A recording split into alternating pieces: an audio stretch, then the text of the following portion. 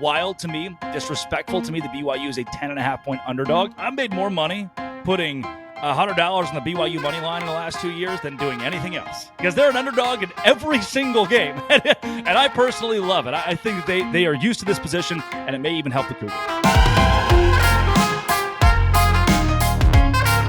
Hello and welcome to the Updated Podcast Studio. This is the Loyal Cougars Podcast. I'm your host, Jake Edmonds, alongside Tosh, Mackintosh. Tosh, how was your bye week? It felt good. Like the team needed a rest. I needed a rest. It was fun to casually watch football. Probably the most stressless way for BYU to remain undefeated this season. Oh, yeah. And I just love I'm just sitting there smiling, watching higher ranked teams lose. Great weekend. It was awesome. And teams lost for BYU to jump 2 spots from 10 to 8, which feels like would never happen in a bye week, but it's so happened this week. And now BYU has the benefit of being in a top 10 matchup later this week. And we'll talk about that in a little bit. Let's get to some quick items of business. The drop this week actually has some pretty awesome things. My favorite being this swell quarter zip kind of Royal Cougar. It obviously matches the shirt that I'm already wearing. True. I did not coordinate this. It's got this kind of honeycomb look. Very, very nice looking fabric. This is actually my favorite. I really like this honeycomb. You've got the eagle hat is what this is called. It's got Brigham Young kind of old school lettering. And then you've got the kind of secondary logo on the side. BYU basketball is here. Villanova tonight, and we got the shirts to just rock it. You know, nice 90s style BYU basketball shirt to be the cool kid on campus. All of this stuff, Cougar Board merch. Go and buy it, and you will be well pleased. Head over to the Cougar Board merch store. BYU, also basketball number 8 in the country, playing Villanova this week. We'll talk about that game more next week. We don't have a whole lot of time this week to talk about it. We did want to shout out, though, cross-country great. People are calling her the AJ DeBonsa of cross country. I don't think that's fair to her, to be completely honest. Jane Hedengren winning the Big 12 championship in record fashion. Shout out to her, clocking an 8:29 6K, the fastest 6,000 meter in Big 12 championship history by more than 30 seconds. It's wild. She was just like at prom not very many months ago. Now she's just crushing people. A freshman, beating records by 30 seconds. Absolutely. So shout out to Jane, and shout out to the entire cross country team winning the Big 12 championship. And good luck to BYU basketball. How crazy is it? Number 8 team in the nation opening today, and that we don't have a whole lot of time to talk. We will be a basketball show later, but 100%. Right now we have a top 10 matchup in football. So it's crazy. We're kind of pushing that to the side. Yeah. And we have a top tier host joining us today. So we're going to now introduce our guest host, a very special treat on our show in Drake Told. Now, if you don't know Drake, you probably live under a rock, and you should get out of that rock. For those that do know, and I guess for those that don't, Drake is the host of the Big 12, LockedOn Big 12 podcast, a daily Big 12 podcast. Some might call him the Santa Claus of Big 12 podcasts. And we'll kind of explain what that means later on, probably. Drake, thanks for joining us on the show today, man. I am incredibly honored, Jake, Tosh, to be here. First and foremost, you mentioned earlier the whole Cougar Board store thing. And so within the last minute and 17 seconds, I made sure to – it ships that fast. I have my True Wear hat on and my I don't even know what we call these, just a pullover. Just really – it's simple and sleek, and I like it. Everything about Cougar Board, everything about True Wear. I've just been super excited since that Holy War game that I got to be on site for, and listening to your show. It has been a dream of mine since I was 2 or 3 years old to be here on the program, and today it all comes to fruition. Yeah, and I'll be honest, man. I thought your kind of recap of your visit to Provo was phenomenal, because it really illustrates, and obviously we're going to pat ourselves on the back for being BYU fans. We had nothing to do with your experience. I think Tosh met you when you came. I said hi to him in the hall. Awesome. I think it made it exactly. Trip, but your experience at BYU is, and I worked in media for 5 years in Salt Lake City, and so my experience with their hospitality comes from kind of their media side. You know, their sports information directors. I've met David Almadova. I don't know exactly who you met, but those guys, like that, it fits my experience from a media side. And it was fun to kind of watch it from your side as this fan / media person who's still trying to be a media person, but also being a fan at the same time. It was really fun to just kind of see what your experience looked like, and definitely, like, you know, makes me feel proud, I think, as a BYU fan. Yeah, that whole week, you know, for me, I am an outsider. I don't come from Utah. I didn't grow up a BYU fan. I grew up a fan of the Arkansas Razorbacks and went to Baylor University. My first experience with BYU, really hands-on, was that game against Baylor that goes to multiple overtimes, the Jaron Hall game, Puka Nacua game, with all the missed field goals. And I walked away from that thinking, oh my gosh, I didn't know that there was this whole college football world out there that I was missing, this biome that before BYU was kind of given the keys to be a Power 4 program or a Big 12 program or really got that news. It just didn't feel like I had anything to do with the Cougars. And then the second they were added to the Big 12 conference, had that game against Baylor, it was like, wow, I've been missing this big-time college football program. I'm going to figure out what this is all about. And every trip that I make, I think I've been 10 times now since 2022. Every trip that I make, I'm just reinvigorated by what college football can be in a conference in the Big 12 where there are some fan bases, you saw with Houston this weekend, they just don't quite get it. BYU gets it. I think the more that permeates across the league, for me as an outsider, to help kind of spread. All right, it's funny. I had my first ever interaction with Kalani Sitake that week. He doesn't know who I am, right? In my brain, I'm like, okay, there's just no chance. I'm just awkwardly standing there as he walks by this line of people. And then he reaches out to shake my hand. When he grabs my hand, he's a large man. When he grabs my hand, as you know, he wraps me in a hug. He's like, Drake, it's great to see you. And I was like, whoa!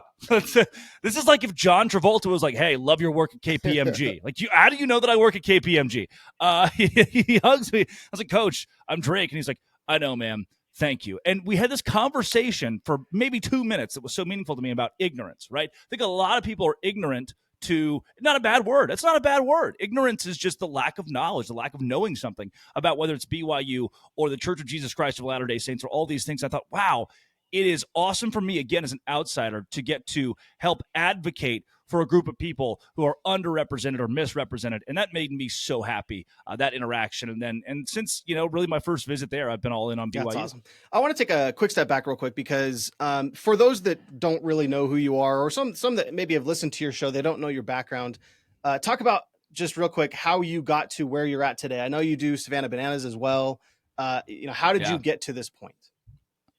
Yeah, also not brought to you by TrueWear, but in BYU fashion. I'm supposed to be impartial this week between BYU and Texas Tech, but the merch looked too good. I also have my Diet Coke and like a small penciled-in mustache. You can see that. Full BYU money. I wanted to get in the spirit this week. I started in broadcast when I was 15 at my local high school. We didn't have a broadcast network, so I went to the powers that be and said, hey, could we start one? They're like, well, we can't, but can you? And I didn't know what I was doing, and I was terrible at it. And I only had like a couple $1,000s that they granted to put together an entire show, cameras to computers to headsets and all of it. And from there, with the Valonia Eagle Football Foundation, town of 4,000 people in Arkansas, the Valonia Eagles, we put together this network that thrived. By the time I was a senior, I won Broadcaster of the Year in Arkansas. We were the Broadcast Network of the Year in the state. And in the span of 2 years, had really exploded, and bigger schools were asking us how we did it. From there, went to Baylor University, did TV, did radio, worked for Sikkim 365 for a while, started hosting LockedOn Baylor while I was there, and really my entire goal, people had told me, they're like, look, you can't make a living out of media until you're 26, 27, 28. You got to get out of college, make $18,000 a year and rough it. And I was like, I don't want to do all those things while I'm in college. Let me work in the weeds in college. And so I had 5 jobs at one point just to try to crack through. And I remember the day I'm sitting in the drive-thru at In-N-Out, and I had just graduated college, and I called my dad, and I was like, Dad, they gave me my offer. And he goes, what was it? And I said, $20,000 a year. Yeah. And we pieced together how I was going to live off $20,000 a year. I was like, man, that's the richest I've ever been. and just going from early days of media, and it's such a hard medium to get into. And knowing the people that believed in me and helped me get there, from Valonia to Baylor and now here, started hosting LockedOn Big 12 shortly after that, and everything really changed. My life changed. And so it was a hard road there for the first 7-8 years of being a teenager into my college years. But now I'm having a blast. And like you mentioned, I'm with the Savannah Bananas organization doing play-by-play. I mean, on a Thursday, I'm hosting a podcast about Cincinnati and UCF, and then on Friday or Saturday, we're at Wrigley Field, sold out on ESPN or on TNT. And so that dichotomy is certainly interesting. I'm in a fur coat for that. It's weird, man, but I'm having a blast. I think that there's something that works together there. Like, you are a rising star in the media world, and I don't say that just empty. I really believe that. And that also is BYU as a program, as a fan base, has felt like put aside for the last several decades. And so I think it was a perfect storm. We got into the Big 12. We have this voice representing the Big 12, talking about us, hyping us, and that both sides have just kind of like embraced each other, where I mean, Brian Santiago knows you and hugs you. Kalani knows you. The fans know. I brought up at church yesterday, I was teaching a class, and afterwards they asked me what I'm doing this week. And I said, I have Drake C. Toll on my podcast. And like half the class knew who you were. And I thought like there's something cool that's happening. And you're definitely part of it. And the fans have embraced that. It's cool. It really is incredible to me to see how well BYU fans have received the show. And I don't want personal. So a big thing for me, people are always, oh, what's your dream? RG3 asked me that the other weekend. It's like, what's your dream? I was like, I'm in it. This is it. I'm happy. I don't want to take personal credit, and I don't need personal credit for something that's just true. A lot of times I'll have, this rogue Utah fan or a rogue Oklahoma State fan be like, oh, you're just, touting BYU because you're a BYU lover and they've got you in their grasp. It's like, dog, my name doesn't need to be tied to this. I can be completely anonymous. I just think more people need to know about what college football can be in the Big 12 via what BYU is doing to grow the game in this conference and the viewership of the game. That's what matters the most, because as this conference thrives, then the show that I do thrives, and Baylor thrives, and Cincinnati thrives. That's what I think is most important. So the exposure is awesome, but more than anything, I want people to understand what the top level of Big 12 football looks like. And I think right now it starts with schools like BYU and, apropos this week, Texas Tech. And we'll talk about that in just a second. We did have a couple of questions. I put this out there to our kind of premium subscriber group on Cougar Board that you were joining the show, and if they wanted to ask any questions, to put them down. One of the most kind of popular questions or updates that people wanted was the update on if there is an update on your brother. I know he's been dealing with some health issues, and I don't know if you're still sure exactly what's going on, but is there an update there? And what can BYU fans do to help? I know you put it out on your podcast that, if there's anybody that may know what's going on, or even just thoughts and prayers, but like, is there anything else that we can do? Yeah, of course, prayers are still absolutely needed and accepted and wanted, and we're asking for those, no doubt. And past that, where we had a conversation, I was with them this weekend for the first time in a long time, and Landon was there. For those that didn't see the podcast, he was diagnosed with PANS. It's a neurological disease where anytime he gets a viral infection, his brain inflames and he forgets who he is. And in essence, he can go months at a time until it's treated with an IVIG or a plasma transplant, and both of those are pretty invasive and a lot of steroid use involved in those. Until it's treated, he doesn't really know who we are, his family, and he struggles to function altogether. And so trying to figure that out with the underlying issue of him having autism for the duration of his life is super complex. And so in the wake of posting that podcast a couple of weeks ago, a ton of Utah fans, a ton of BYU fans, to Oklahoma State fans, to West Virginia fans reached out and said, hey, we may have an answer. And that answer, in most cases, what I was blown away by was not the person who reached out. They said, hey, I have an answer. It's not me. It's my friend I went to college with. It's my sorority sister. It's who I went to life group with. It's from a friend from my church. And from there, the president's office at West Virginia called my mom. And she's blown away by this. The president at West Virginia has done a lot of PANS research. And then there's a doctor from Stanford who calls my mom, and from Harvard, and the West Coast to Salt Lake City to Provo. And there was a BYU fan who said, my best friend is a Utah fan, but he's the top neurosurgeon in the entire state. Here's his phone number. And so from that, I mean, she called me at one point. It's like, okay, I have 10 different leads, and I'm not sure if we can fly to 10 different places. Can I have a small break? It's like, well, Mom, we're curing him. And so it was an overwhelming response from fans of all Big 12 schools. And so I think we're inching closer. It's a very complex disease. We're inching closer to an answer. And so update there would be we're now looking at where to fly, where to drive, where to get them to the doctors that can help, how to get them there in person. And so I mentioned at first, and we stand by this, we have not started a GoFundMe. We don't do GoFundMes. We're not the asking for money type. But we do understand that once we find out, hey, this surgery is $50,000, but it's not covered by insurance. This surgery is $75,000, not covered by insurance. When that day comes, that'll be the time where truly, I think we get on our knees and A, pray, and then B, ask, what resources folks who are blessed beyond what they can give or blessed to the point of giving where we could go from there. But as of today, continue to pray and know that the update's positive. We will ask for an update. I'm sure you'll give an update later in a podcast. And if there is a request for anything but thoughts and prayers, because we'll obviously be giving those, but anything else that we can help you out with, we being BYU fans, I think we are more than willing to reach out and help. So please give us an update. Thank you. Okay, let's shift gears now, because obviously you cover the Big 12. You've covered the Big 12 for a while. You went to Baylor. I think, ever since Oklahoma, Texas left, there was kind of this question mark of like, who's going to step up, and is the Big 12 going to be kind of the new Pac-12 or ACC, where they're kind of this like third tier, fourth tier P4 team. They're still P4, but they're not like getting the same respect as the ACC Big 10. And you talk about it a lot on your show, but this is a year where I think there are teams that are stepping up, and there are teams that we may have, I think for the first year since Oklahoma and Texas left, I don't even know if it was before then, but we may have multiple teams in the college football playoff. Is that possible in your mind? Like what's the likelihood of getting, I know 2 is probably the most likely, but is it possible that we get 3?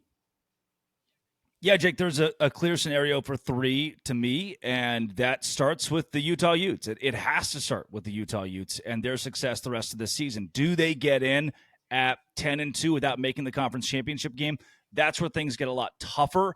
It's going to take some help at the top. That's what 3 is going to need. And there is a scenario where the ACC, I think it was a BYU fan posted it yesterday, where the ACC misses out altogether. We were talking about that this time last year of, hey, what if one of these service academies ends up sneaking in above Arizona State and the Big 12 misses it altogether based on the way that they build this college football playoff? What if the ACC gets jumped by a James Madison or a San Diego State or one of those schools and finds themselves out? In that event, the Big 12 can certainly get 3 teams in.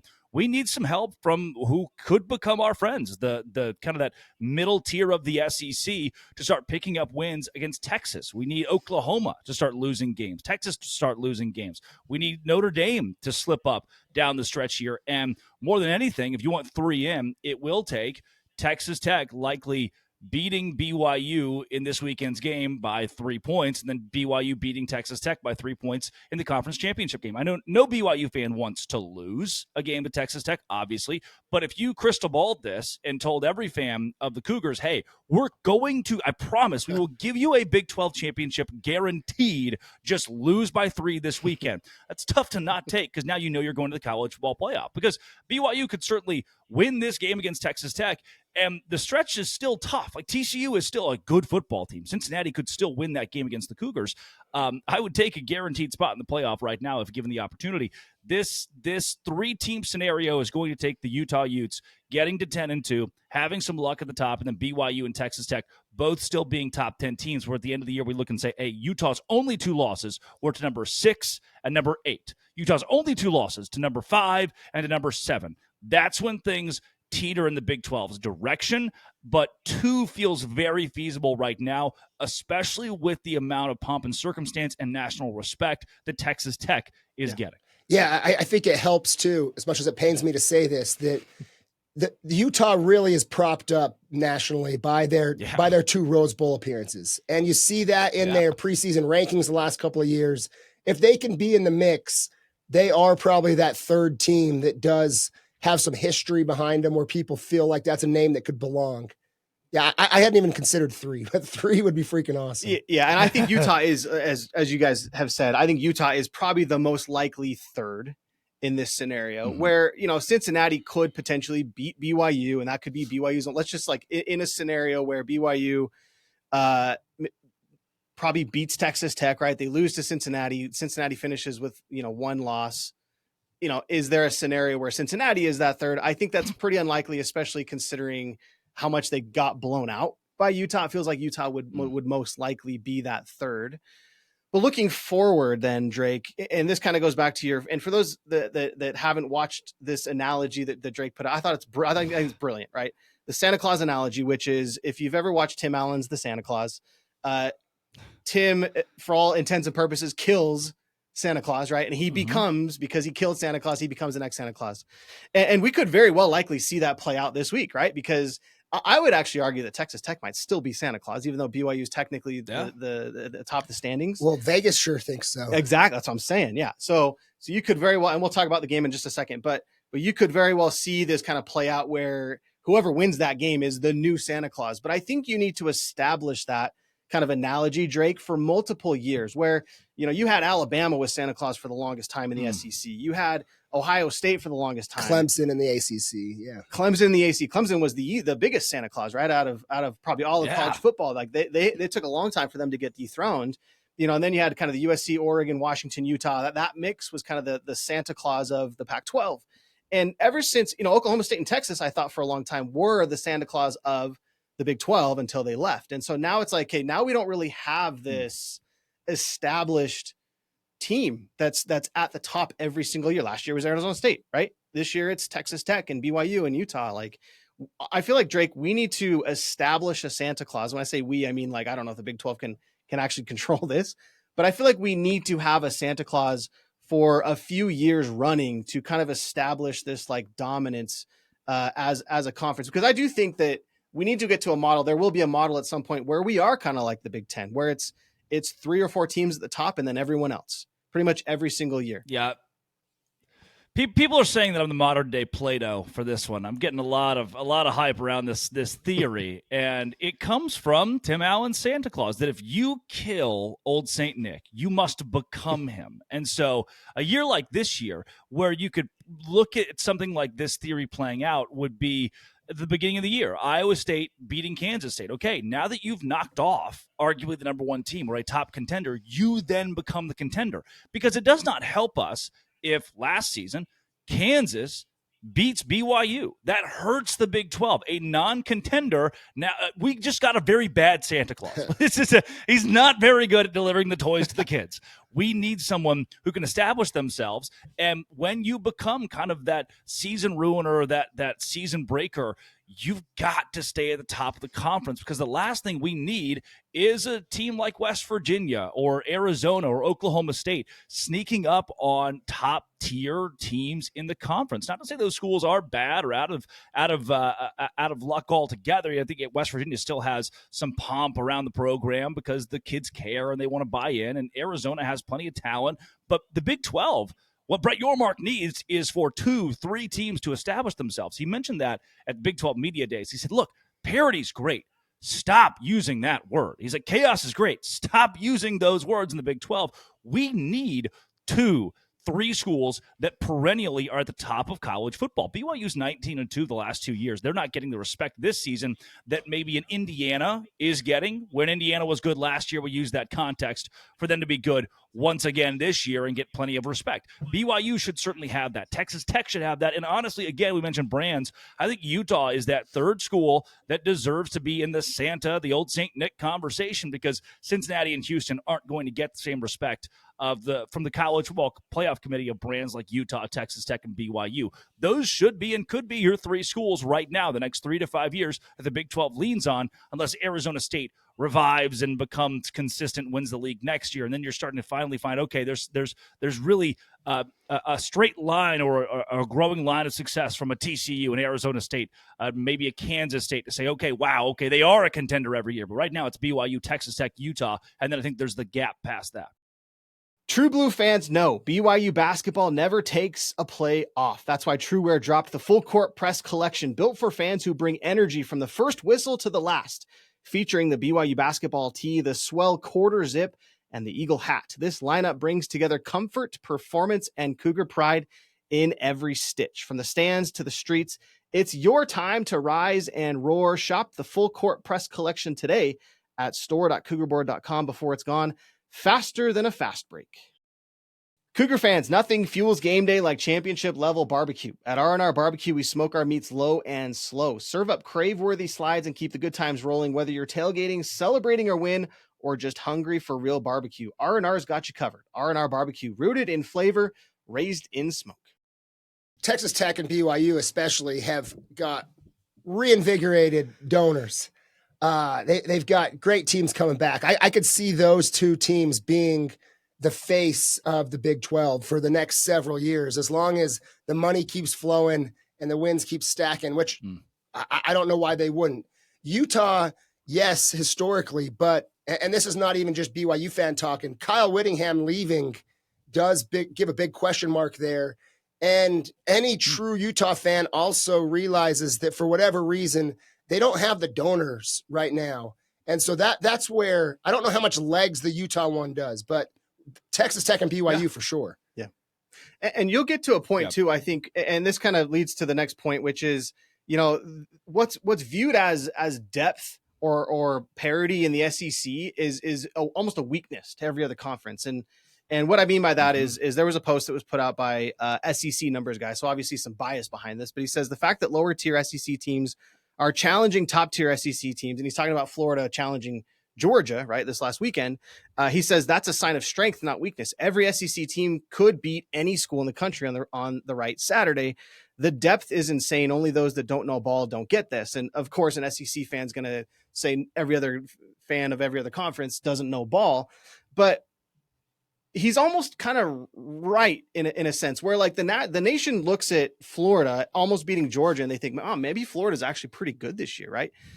But the same thing's not going to be said about West Virginia beating Houston, right? No one's going to look at that game and be like, oh, West Virginia might actually be pretty good this year because they beat a top 25 Houston team that was in contention, right, with 4 games left in the year to make it to the Big 12 championship game. No one's saying that. Everyone's saying Houston's a fraud. And I'm not saying West Virginia is Florida, right? I'm not saying Houston's Georgia. But I think the Big 12 needs to get to that point where if a Texas Tech gets challenged by an Arizona State, right, beat by Arizona State, a BYU loses to a Cincinnati, we're looking at Cincinnati as like, oh, maybe Cincinnati's like a national title contender or like a college football playoff contender instead of like, oh, BYU was a fraud all along, which I think is what we would get if BYU were to lose to Cincinnati in 2 weeks, 3 weeks. Yeah, that feels like that's where the Big 12 needs to go next. And the biggest issue with that is you cannot garner overnight respect in college football. Clemson didn't do it. When they went to that Orange Bowl against West Virginia, it was this cute story. Oh, Clemson, they're in the Orange Bowl. Look, guys, Clemson. Because 15 years ago, their athletic revenue was below Bowling Green. In football. The nation didn't care about Clemson. The nation, by and large, doesn't care about Cincinnati right now, the way that the Big 12 fan bases do. They don't care about Kansas. They don't care about Arizona. They don't care about UCF. We have to win at the highest level of college football like Dabo Swinney did at Clemson, because now what they've earned, the Tigers have earned the respect of losing multiple. Like, they haven't had a great run of 3, 4, 5 years, but the nation still looks at Clemson as a great pillar in expansion. And preseason top 25, preseason top 5. They must have a Heisman quarterback. Look at the retention. We have to win at the highest levels. And only 2 or 3 teams can do that, because you start to look at when you get to, hey, 5 different teams have won the Big 12 in the last 5 years, or 8 different teams have played for a Big 12 title. The lack of consistency reminds me of what the ACC has done the last 10 years or so, where there was a 7-year stretch where a different winner of their Atlantic division went to the ACC championship. In that event, Virginia gets no respect for going 9-3 every year. I couldn't tell you the results of NC State. They may have won 9 games for the last 5 years. I wouldn't know, because if you're not winning on the national stage, if you're winning 8, 9, even 10 games every year, but not on the national stage, Pop-Tart Bowls aren't going to do it. We need 3 schools to win in the college football playoff and to compete for national championships. No, you're totally right. And the SEC has earned this right, but they are playing every card they can to keep it, where they don't play anybody out of conference. When they do, it's always at home. And then they beat up on each other, but they're all ranked, so it doesn't change anything. The only way that we can play our cards we have is we got to win games in the college football playoffs. Like last year, Arizona State showed they belonged by almost beating Texas, but that wasn't good enough. Like, they needed to get that 4th and 10 stop. And they haven't sustained it either, right? Like they come back this year without Cam Scadaboo, and they're another, they're just another middling Big 12 team. That's what I'm saying about the Santa Claus thing, right? Is yes, you got to sustain it. They need to be a Santa Claus for years. But even if we would have won a game or 2 in the playoffs, it just chips away at the SEC, and we didn't. We were so close to being able to chip away at those pillar conferences that, okay, we can't fix that now, but we got to do it this year. We got to get as many teams into the playoffs as we can, and we got to win some freaking games. Is the only way we're going to change hearts and minds. Yeah. And it kind of at least easily. It leads probably to the next point too, which is I think and I don't know how much this actually sways voters' opinions and fan opinions of other conferences, but you look at the SEC and you think, oh, there's like these deep rooted rivalries in the SEC: Florida, Georgia, Auburn, Alabama, now Texas, Oklahoma, right? Alabama, Georgia, right? You've got obviously the Big Ten and the ACC have their own as well that are kind of these deep rooted rivalries. You obviously have the Holy War. Kansas State, Iowa State, Kansas State, Baylor, TCU, Arizona State. But it feels like maybe outside of the Holy War, and I don't know, we live in this kind of bubble where the Holy War is a big deal. I don't know if it's as big of a deal everywhere else. I think it got 2 million viewers, the game itself. And so it seems like not that much. But it got the Fox Noon show. Like, it's getting some national attention. But I feel like the Big 12 as a whole doesn't really have these like recognizable, it's just a brand thing, right? You've got to establish this brand. Like what is the identity of the Big 12? We're not there yet. And I do feel like rivalries kind of contributes a little bit to that brand, and we just don't have like an established set of these deep rooted rivalries that everyone outside of the Big 12 really cares about watching. Is that fair to say, Drake? This is like when Virginia and NC State, or even Wisconsin and Minnesota kick off, and at the beginning of the game you hear, it's a trophy game, rivalry on the line. Like, what? Wisconsin, Minnesota is a rivalry game? Virginia, NC State? We have a good bit of that in the Big 12. You turn your head and go, that's weird. I know they were rivals. And I don't even think the players knew they were rivals either. Oh, yeah, big game for Virginia this week. You guys excited? I don't think. It's rare that conferences are seeing rivalry games go by the wayside that aren't Ohio State, Michigan, that aren't LSU and Alabama. And a lot of these are Auburn, Alabama, Oklahoma, Texas. A lot of these are because they have been touted by the media so much. We've learned through the media that, this must be a big game even when these two teams are terrible. And sometimes it doesn't make any regional sense. And here's where I'm going with this. Notre Dame, USC, rivalry game. They got the big rivalry game coming up, Notre Dame, USC. Or Notre Dame, Miami. Those two schools have nothing to do with each other. They could not be more separate. They should not be rivals. There is nothing to do. One of them, Miami's on the East Coast. One of them, USC's on the West Coast. Why would they even care? It's because perennially, for multiple decades, those two schools fought tooth and nail at the top of college football. The way that we can craft our own unique rivalries in the Big 12 is by pairing up the bigger brands, the bigger teams, the winners of the league, like BYU and Texas Tech. Somebody tweeted that the other day. This is becoming my favorite rivalry in the Big 12. Like, it's not a rivalry. But what if it was? What if we're marking our calendars every year saying, man, those are the two teams, like a Florida State and Clemson for an 8-year stretch, that are at the top of the league year in and year out. And when they play, it's appointment television.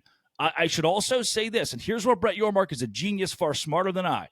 I have been screaming from my little bubble, please let there be a rivalry week in the Big 12. Let BYU and Utah play on the last weekend of the season. But here's why. I hate that he may be a genius. Bear with me because I'm also coming to terms with it, right? Coming to terms with this right now. If we had played that game the last weekend of the year, Utah's a 1-loss team. BYU's a 0-loss or a 1-loss team. The loser of that game is not going to the college football playoff. We live in a what have you done for me lately college football playoff society. If we play our best teams on the last weekend of the year, you're allowing the committee to say, BYU just lost. Utah just lost. Texas Tech just lost. We can move them out of the top 12 and no one can complain. If I give you a 3-week buffer of after you lose to BYU or after you lose to Texas Tech, you get to play UCF, TCU, West Virginia per se. Now you say, they're on a 3-game win streak. There's some method to the madness of putting these rivalries mid-season so the loser of the rivalry doesn't have to go away altogether. That's the Big 12 having the big brain. I still hate it. I love rivalry weekend. I think it's the coolest thing in the world. Eat your turkey and watch BYU and Utah. But there's a method to the madness of putting Big 12 rivalries in the middle of the year to give yourself a little bit of time to recover from your best teams losing. Yeah, and I'm all for it. I mean, there's Red River rivalry was midweek too. I mean, it's not like I don't think it has to be at the end of the year. Obviously, I love it in November. I remember being at the BYU Utah game in 2006. John Beck to Johnny Harleen. I was in the must that game, and it was freezing cold. I couldn't feel my toes by the end of the game, but it was just like such a fun game. So I'm totally in favor of having it at the end of the year.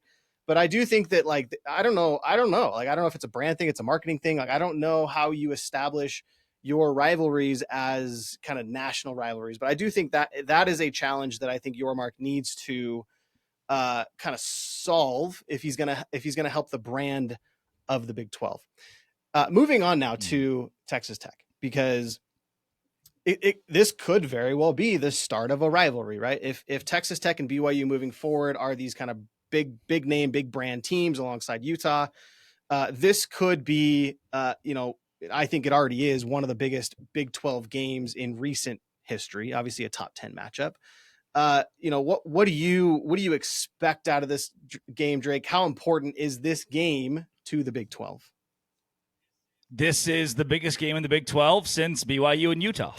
This is the biggest game in the Big 12 since Texas Tech and Utah. It's awesome that our conference is now getting a third display on national television, and with a college game day atmosphere or a big noon kickoff atmosphere of the best of what our league can offer. Immediate reactions to how the week has unfolded already in the last 48-ish hours, 24, 48 hours. Wild to me, disrespectful to me. The BYU is a 10.5 point underdog. I thought 4, maybe 5 points would be a bit more reasonable here for Texas Tech. I think Kalani Sitake and company can utilize that. I had a conversation with Gary Patterson, the old TCU ball coach, Hall of Famer, who said, look, those lines, when they come out, you can say all you want. Hey, we're not about that talk. We like to keep it out of the locker room. We don't use bulletin board material. These kids are chronically online, and they're always looking. The coaches are looking. Like Coach P said, he had an assistant who every week would be like, Coach, 7-point underdogs this week. I said, great. There's something in the back of your brain as a human being that says, I want to prove that wrong. BYU being a 10.5 point underdog is nuts. Now, if Baron Morton's healthy, he's the most efficient quarterback in the Big 12 this year. But he's staring across the way at a guy who's almost as efficient in Bear Bachmeier. And the ability for Bachmeier to run the ball and control the game is something that I don't think any other quarterback in the Big 12 has, as made an example of in that Iowa State game. Without L.J. Martin, effectively, A-Rod had to say, Bear Bachmeier, go be our running back and our quarterback. Go facilitate this game. Take control of the game. I haven't seen a Big 12 quarterback do what Bear Bachmeier did at Iowa State yet this season in the fashion that he did it. And he's a true freshman, no less. So I think BYU should get a lot more respect from Las Vegas in this. But that also goes, man, I'll tell you, I've made more money putting $100 on the BYU money line in the last 2 years than doing anything else, because they're an underdog in every single game. And I personally love it. I think that they are used to this position, and it may even help. And to your point, BYU in the last 8 times they were underdogs, they're 7-1. And so like they really rally around that. And I love like, I feel like Kalani, you even see it sometimes in the video productions of the cut that they make. Like he's rallying the teams. Like they don't know, but they about to find out, like that's been a rally cry. And that can be another one this week, being a 10.5 point dogs to, yes, a good Texas Tech team, but they're not unbeatable.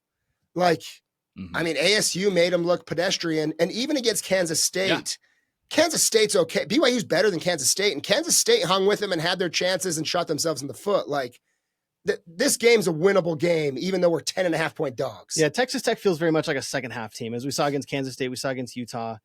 Arizona State obviously beating them with a healthy Sam Leavitt. I think Baron Morton was out that game. I think Will Hammond had a lot of hype against he Utah. Looked good when he just got put in, and people had they hadn't scouted him. I think Will Hammond showed he's a little bit more more human throughout the season. Obviously, he's out for the rest of the year, and so they're a little bit thin now at quarterback if Barron goes out again.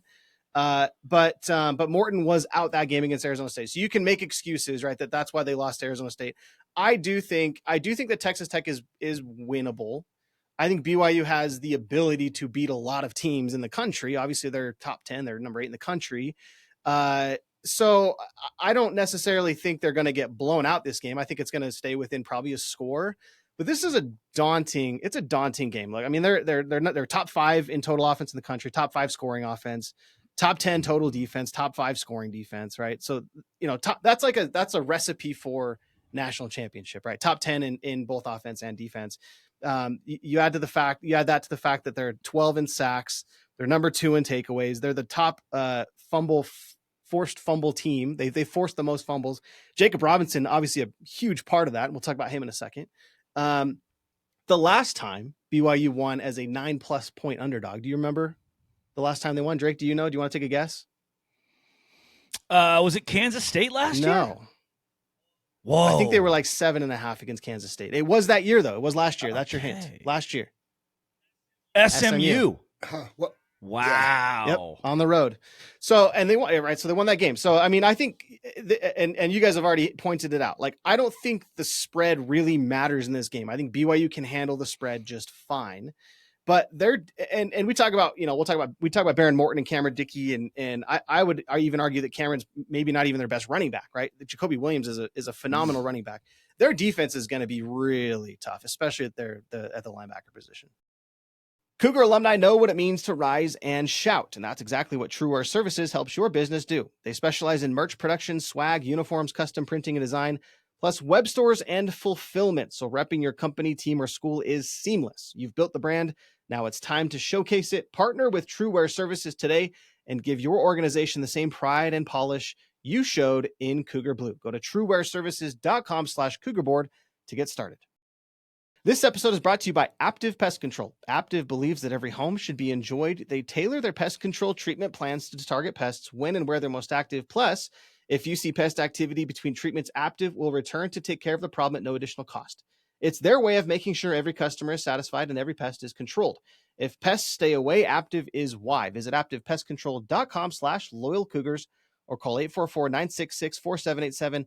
Mention this promotion to get your initial treatment for just $29. That's AptivePestControl.com/loyalcougars or call 844-966-4787. Get home field advantage with Aptive. Drake, who stands out to you that BYU fans should really be keeping an eye on in this Texas Tech team? David Bailey may eat a human being. Like he made walking, and BYU's big, and I was really impressed. Preseason, I thought where BYU could waver a bit was the trenches, offensive or defensive line, and I was unbelievably impressed watching them in person against Utah. This David Bailey cat is the best defensive tackle maybe in all of college football. He's a first-round draft pick.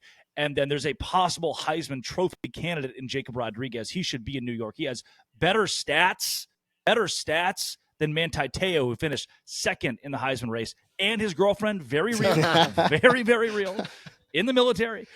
Jacob Rodriguez is a guy that needs more national attention. 74 tackles this season. He has forced 7 fumbles. There are college football teams that wish they could force 7 fumbles in a season, and Jacob Rodriguez has done that himself in his 9 games this year. Defensively, Texas Tech is going to give anybody in America fits. They could give the top teams in college football, like Indiana, which is odd to say is a top team in college football, but those in the playoff could give them fits, and certainly could give BYU fits. But the reason, and I know I'm on a BYU podcast, so I do want to give as much love to the Cougars as well. Give kind of the positive side of, okay, yeah, that sounds dour if you're looking at what Bear Bachmeier could do, or if we see, to what extent we see LJ Martin and what that looks like, and if Moa comes back and by the end of the week where we sit with BYU there. But this is the same rhetoric we were saying about the Utah defense. This is the exact same thing you were hearing that Holy War week of, I just don't think the freshman Bear Bachmeier can put up with a defensive line that could eat people or a secondary that could eat people. And that's exactly what Bear Bachmeier did. So I don't think any of the words that I'm giving you that are fact, that are truth about how good Texas Tech's defense is, how good David Bailey and Jacob Rodriguez are, I don't think those are going to taint how Bear Bachmeier views Texas Tech or change the way he plays this game. And there is a very real possibility that Tech gets up 10-0. I said the same thing in the Utah game, and then BYU rallies to go up 13-10, or BYU finds their way back into this game. It seems like the blueprint that the Cougars have used for quite a few of these conference wins is to rally from behind. Texas Tech, BYU, both teams that have started a little bit slow in their last 4 or 5. It'll be interesting to see between 2 second-half teams what the fourth quarter of this game looks like. We always talk about middle 8, last 4 minutes of the first half, first 4 minutes of the second half. You win those, you win the game. This may be that last 10. That last 10 minutes will decide Texas Tech and BYU, because these two teams are so built to play when the game's on the line. Yeah, and I've said this before. By the way, Jacob Robinson, a 92.8 PFF grade. That's best among linebackers. So he's good grade-wise and analytics-wise, the best linebacker in the country. RG3 posted, I think over the weekend, he said David Bailey, Jacob Rodriguez should be in the Heisman Trophy conversation. So Drake, obviously comparing him to Manti Te'o, that makes sense, right? They are playing at a different level. That's what RG3 says. I do think, and you've known me long enough now that I've said I struggle with BYU on the road, right? I'm hesitant to pick BYU on the road. They have proven me wrong time and time again this year, and going even back to last year. And the Iowa State game kind of showed that it at least reiterated that BYU can hang with teams even in raucous environments like they have in Ames. And Texas Tech, obviously another raucous environment on the road against a better team than Iowa State. But I feel less hesitant about BYU against a road crowd than I did at least early on in the season. Remember when they went to Colorado? I was like, I'm worried about this game because they're going to go to Boulder. Boulder has, raucous fans. I'm worried about it. That was the biggest reason why I was concerned about that game. There's still a little bit of concern, obviously, but it's more so because of how good Texas Tech is and less so because of BYU being on the road. I think BYU can handle themselves on the road. Here's what scares me, and then I'm going to go get what gives me confidence. What scares me is our beat up team. That LJ Martin, we're going against the number one rush defense in the country, and LJ Martin, I'm hearing mixed things. I've heard some say, hey, he's going to play. It's going to be painful, but he's not going to make it worse. And I've heard some reports saying, no, he's going to be out. We'll see. But that's scary. Also, they have 2 NFL linebackers, but guess what? So does BYU. The difference is Kelly and Glasgow are both playing like on one out of their 4 limbs, and it's been a big difference since those guys got hurt. They're missing tackles. All of a sudden, our safety stats are going way up because they're having to make the tackles instead of our linebackers. Like if this bye week could get us healthy, that's going to be a big change of the game. What gives me a lot of confidence though is we have Jay Hill as our D coordinator. The guy's a genius. He had an extra week to scheme. No one gave us a chance against Colorado. No one gave us a chance against Utah. I could go on and on. He schemes, and the guy puts his players in positions to win. We have that on defense, and then we have a freaking centaur at quarterback, Bear Bachmeier, who, why would we not think he gives us a chance in every game? He just has. Whether we're down, whether we're away, whether he needs to run it, whether he needs to pass it. The guy has ice in his veins. He's chewing his mouth guard like Steph Curry, and he's just out there making plays. And why would we not expect him to be able to do the same thing this Saturday? Yeah, I absolutely agree. And Jake, I will give you the last word, but I will say this, I think it goes without saying, this is probably the biggest game for BYU that I can remember, at least in my lifetime, right? There have been bigger. I mean, Coastal Carolina, obviously, with that. Yeah, but it was kind of gimmicky. There have been games with bigger, probably implications, or at least implications just as big, but not against opponents that were as good. Like they've played against the good opponents, and they've played in games where the implications were massive. But this combines the two, and I think that if BYU somehow escapes, Lubbock with a win, they're obviously in the driver's seat. But they're top 5 potential. They're potential college football playoff bye week. Now it depends on what happens in the conference championship game, but I think at that point they're a lock for a conference championship game. I think the percentage is like 94%. So the implications of this game are massive. And I really hope, Drake, I hope that the college football world kind of understands that, and they watch this game and they kind of start to establish this like mentality of like, oh, the Big 12 actually does have good football and good football teams. Yeah, this is a great slot to be into. I know that Texas Tech wants a night game, and BYU has the Vampire Cougs thing, but the country is watching after College Game Day. Hopefully YouTube TV can figure their stuff out, and we can get this game back on in front of more people and the largest possible audience. But this is on ABC, the marquee game of the weekend, in a weekend that doesn't have a ton of meat. And so Texas Tech and BYU can be a great representation of what the Big 12 Conference is. I'll leave you guys with this. 109th in the country running the football. Texas Tech, their EPA, efficiency metric, which I didn't know was established by a BYU alum, by the way. I learned that recently. The EPA is a BYU thing. Didn't know. Which doesn't sway the statistic whatsoever. It's as objective as it gets. It's a number, it's an algorithm. Texas Tech, 109th in the country offensively running the football, 42nd throwing the football. they're just not a very efficient combined offense. That's where BYU's defense could take advantage. If this game stays low scoring, there's where BYU can creep in and try to make a difference. But again, Texas Tech, number 9 against the pass, number 2 against the rush. From an efficiency standpoint, this is maybe the best defense in all of college football. But the offense, especially if Baron Morton throws 2 interceptions or they fumble the football somewhere in there, that's where the door is open for BYU. I don't think the crowd is going to take BYU out of this game. They've seen plenty of big crowds both home and away this year. This is a classic, a Big 12 classic between Texas Tech and BYU. And I think it's going to be a one-score game, and I hope it's a one-score game. And we're all here for it, and I'm glad that BYU is at least, in this position. Oh, yeah. Drake, we appreciate it a lot. We love having you on. I love listening to your podcast. For those that don't listen to Drake's podcast, head on over to wherever you get your podcast, listen to the Big 12 podcast, LockedOn Big 12 podcast, and like, comment, subscribe, and reach out to Drake on social media as well. Thanks, Drake, for joining us. Yeah, Jake, Tosh. Oh, I mean, I'm an avid fan myself. I look at Cougar Board every now and then. I think my favorite one is my favorite Cougar Board headline I've ever seen is "What is Drake told doing?" I don't even know the context, but your thumbnails to kind of get attention sometimes get reactions out of Cougar Board. Oh my gosh! Well, and if people, all right. So I'll leave you with 2 things there, because that's a great point to bring up, and I love Cougar Board, and so I'm gonna give you guys. I'm going to apologize for that, and then tell you why I do it. So this is super fast. I was realizing if I put the headline BYU beats Utah, it's 1,000 views. Put the headline all caps, breaking, BYU upset Utah, Heisman, Bear Bachma, it's this thing where that gets 10,000 views. Now you're saying, well, I'm annoyed by this. I'm not watching anymore. Here's where the numbers come in, guys. Wait for this. 1,000 views, 40% viewer retention, pretty average. 10,000 views, 28% viewer retention. You're going, oh, that's 12% less. Yes.